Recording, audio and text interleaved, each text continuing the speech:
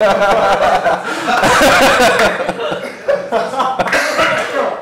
has some rather interesting views on religion. I think we've determined that. Now, and people sometimes ask me, what do you believe, Riley? I'll tell you, like, I'm not religious, obviously. I'm not an atheist either. I'm an apatheist. I don't fucking care if there's a God. I don't care. It has no bearing on how I live my life. I don't give a shit. It doesn't matter. In fact, I'll go even further. I would consider myself a cynical, secular humanist.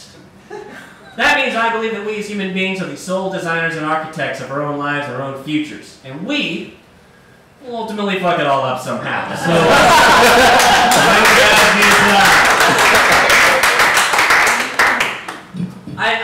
religion is a fascinating topic to me. Like, there's so many odd aspects about it that I don't understand. Like, religious music. Why is religious music a thing? Why does it exist? You know? Like Christian rock music.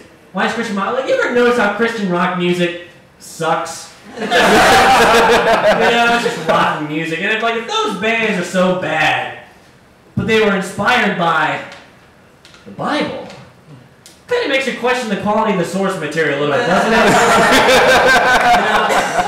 You know, I don't understand. Like this whole idea of religion, like worship music. Why does worship music even exist? Like, every worship music song that's ever been written is about why God's amazing, God's great, God does all these wonderful things.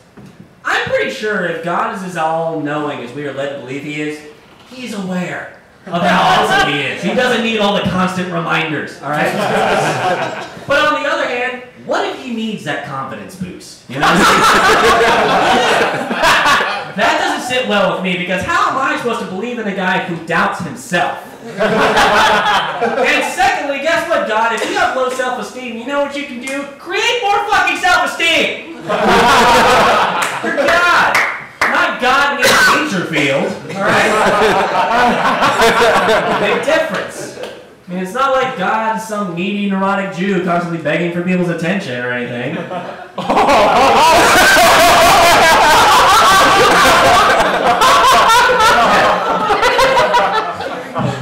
That was Jesus, yeah, that's right. I'm not knocking Jesus, okay? In fact, I wish we knew more about Jesus, quite frankly. Do you know in the books of the Bible, there are 18 years of Jesus' life that are completely unaccounted for? Totally missing. You have Jesus as a baby, nothing. Jesus as an adult. What happened in between? I have a theory. Maybe those were the dark years. You know, the dark years of Christ, when He was wandering through the desert all strung out on peyote and wine, or myrrh. Maybe that's what myrrh was all this time, some sort of biblical era street drug. You know what I mean? Let's call it crystal Methodist. Now,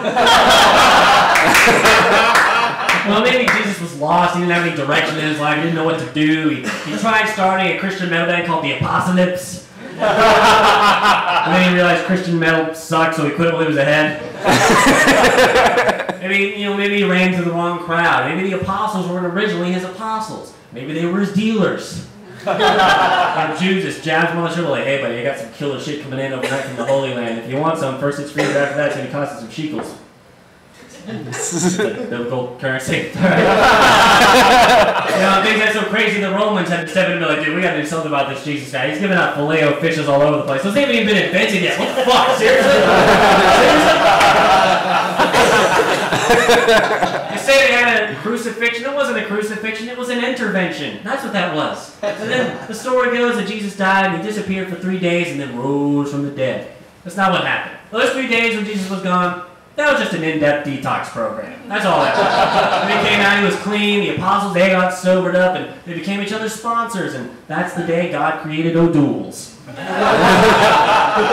I think. I'm not sure on the parable.